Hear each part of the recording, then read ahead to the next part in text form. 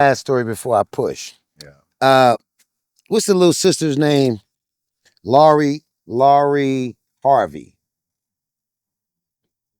I had a billionaire girlfriend when I was in the life, and her daughter, nephews, and them used to hang around.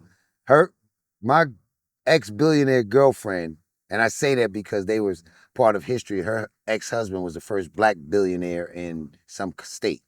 Anyhow, consequently, I used to see little Laurie all the time when she was a little girl. She know who Uncle Malik is because she used to be with my other little niece, so I'll just call her Hollywood for now. And I watched her growing up as a little girl from a distance, of course. But her mom, like I see y'all, see people in the industry do stuff on her on TV. But that lady ain't no joke. She a real live gang. She can be a gazelle to her damn self. She's not, I don't know nothing about her drug dealings, they're alleged, and nothing like that. But as far as getting to her business, she ain't no joke. And for all y'all out there, she might have 2 pistols on her just in case she dropped one. And who's this again? Steve Harvey's wife. Oh I wow. know her daughter when she was a little girl.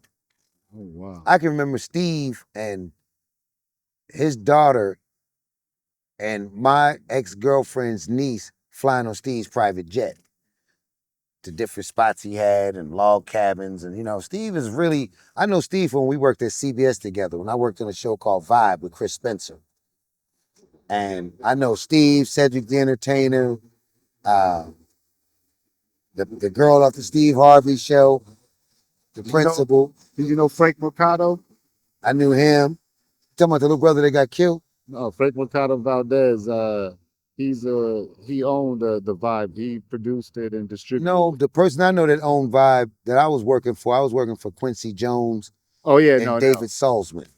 And different show, it was different show. different. It was Quincy Jones, David Salzman, and God bless the soul of Quincy Jones and Don Cornelius that owned Vibe TV. No, Quincy Jones and David Salzman owned it. Yeah, Quincy Jones, it was like a late night show type yeah, situation. that's what Chris Spencer got his start. I remember when they found him walking down the streets. Quincy Jones, David Salzman owned Vibe TV because they owned a Fox network in Louisiana, I think with Janet Jackson. And then Master P was just coming out. So I told Quincy, I said, hey, Quincy, it's this youngster man that come out because I think I had met Master P on Crenshaw asking me how to get to Hollywood. He had these tapes with the funny colors in the sleeve. Mhm. So consequently, oh, and by the way, I believe I'm the one who introduced uh, Snoop to Ice-T and Master P for the record. And I was with Snoop every day of his murder trial for the record. Every single day. We used to sneak into the court parking lot with no money to pay just to be up there with him. I was there when the verdict was read, and I did prayers with him before he did the verdict. When he was standing on a stack of boxes like this, that was somebody's death penalty appeal case, and it was all in boxes, and I made Snoop get off of it, and there was these 2 DA broads on the side, investigators, whatever.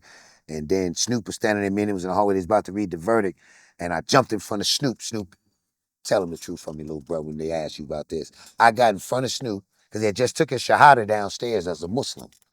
Snoop took the name Sulahuddin. No, Saifullah, the Snoop was sword of Muslim. Islam. Snoop took a Shahada. You know, I know because I gave it to him in my car. Oh wow. His name is Saifullah, the sword of Islam. I gave F-Bone from 60s his Muslim name. His name is Fuquan. It's a lot of dudes that Allah blessed me to be around, dude, that's Muslim. Snoop was standing on the boxes. I got in front of him and started reciting El Fatiha, rebuking the devil in front of us. Then he went there and got the case. His bodyguard was my nigga. His other bodyguard right now is a top ranking dude at one of these colleges doing the police work. He used to be a school police. Then I think it was a female with him. Reggie Wright. Reggie Wright came along the way. I didn't see Reggie Wright like that. I used to see Malik, the other little skinny dude, and I think he had a female at one time. Because all Snoop's people used to wear like gray pants and blue jackets, like real DEA or real motherfuckers. You Wow. know, I done been with Snoop. in the backyard trying to plant weed to grow us a couple of plants. We done had our dogs fighting in the back. Uh, you know, he's just a So he took his Shahada during in my car. I think I had a during the murder '96 case. Impala. Ask him. Wow. Word is born on the live homies. I ain't the one to push shit on the dead homies because you can't call the dead homies. They should rest in peace. And I can't verify your story. But if I put it on the live homies, then I can go give Mel a call and ask him, is this true? And you gave him his Shahada in '96. 90 something when he was fighting that court case. Whatever year he was fighting that case, Yeah. that's when I gave him the Shahada. His name that- is Saifullah, which means the sword of Islam. So when y'all see him say, Salaam alaikum, Saifullah, you go, oh. Saifullah. Yeah, yeah. I was with Eazy-E once at the mayor's office, Omar Bradley. That's another power broker you should talk to. Compton, the Compton. Man, that dude is a giant in the game.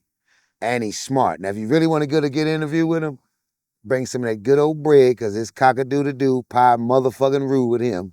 But he gonna give you the real history of Pyru. He got the documentary and everything. But bring a couple of dollars because he's worthy of it. He's a brother. And bring him a good cigar. He got a beautiful neighborhood he live in. But I don't know why people don't even interview him. He's the first black male mayor like that. He just wouldn't sell out. He's the one that brought the sheriffs into Compton. Yeah. But he's a power broker. Because he basically was saying how Compton police was crooked, right? They were. Yeah. They all, how you gonna not crooked as much as how you gonna take your cousin to jail? Everybody in Compton know each other. And in Compton, you used to have some of still do, the finest women on the planet. Because they was in Compton, that's like farm country. So they was over there in Compton that you knew not to take your ass over there playing with them. Compton didn't have them women with a bunch of diseases and shit. Because you wasn't going over there with your foolishness. Okay. Just for the record, people, I got 2 kids by a LAPD officer from Compton that lived in Compton. My kid's mama. So he can't tell me shit about Compton. Nothing. Santa Fe and Tucker. Ass baby gangster. I said, old baby gangster money from the cell phone shop he had. Gang, I ain't got no bread, but I'm gonna get it to you. Oh man. So you got anything you got any projects you working on you want to tell the people? I'm working on a project now.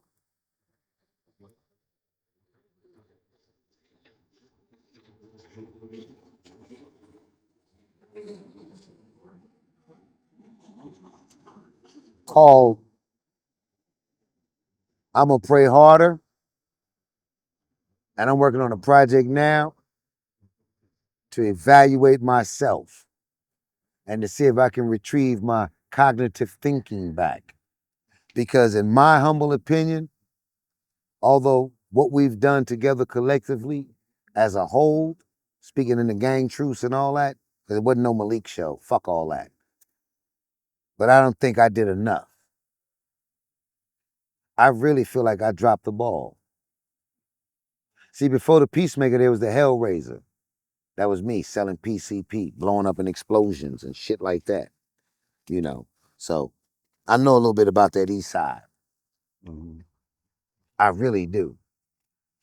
But for the most part, man, you may hear me say some things sometime that may not register or resonate with you well. But we got to get hold of our babies. Because our babies is getting football numbers. And our babies is going to jail for bullshit. For drinking a Sprite soda and mixing syrup in there. For turning up. And we got to get hold of this disease issue in Atlanta. A lot of people catching this HIV and AIDS and shit. Who's behind that experiment? And the Center for Disease Control or one of them institutions is in Atlanta. And then whatever happened to that black scientist right before COVID that was about to get a promotion in Atlanta at that, I think, World Health Organization or CDC. And they said they found him hanging by his backpack. Committed suicide. Well, black men don't commit suicide like that. Or that time in Atlanta, the health department or that center out there said that a window was open and some disease came out the window and went into the community. So are they still doing Atlanta child killings? It's just more strategic now. Yeah. And last but not least, to the sisters out there, the single mothers that's been dogged by niggas like me, I apologize on their behalf. And we the reason why you do some of the things you do because of people like me that knew better but didn't know no better. So I apologize on behalf of all the real true brothers and players on these streets and to the little youngsters out there that although I never gang banged, but our foolish behavior took your father out the house, put him in jail, put him in the grave, and made it where you inherited this insidious disease called black on black violence, however they label it, gang violence or not. I apologize on behalf of me, all the brothers in the grave and in the life sentences in the penitentiaries, man. We got to get hold of Louisiana. We got to get hold of Wisconsin. We got to get hold of New York. And last but not least, we got to get our little babies, our little girls. Because a lot of our little girls is coming out of foster care and all kinds of shit. A lot of them never had matching bra, panties, sheets, towels, or etiquette. I remember my mom and them used to use Royal Crown grease and comb each other hair. So we got to get back to loving each other and get to the basics, man. Yes, sir. We Yes, got to sir. get back on the front porch, man. Yes, sir. Yes, sir. We got to get our kids back in college because this ain't no indictment. This is an enlightenment. Yes, sir. Back to the nuclear family. You know. So a lot of people see Nike saying just do it, but Nike also had a billboard up back in the days with one of these athletes that may have been LeBron that said, and they call him Allah. You can look it up. But Nike didn't invent that term. To the best of my knowledge, I believe that was Harriet Tubman. Wow. Have a good day.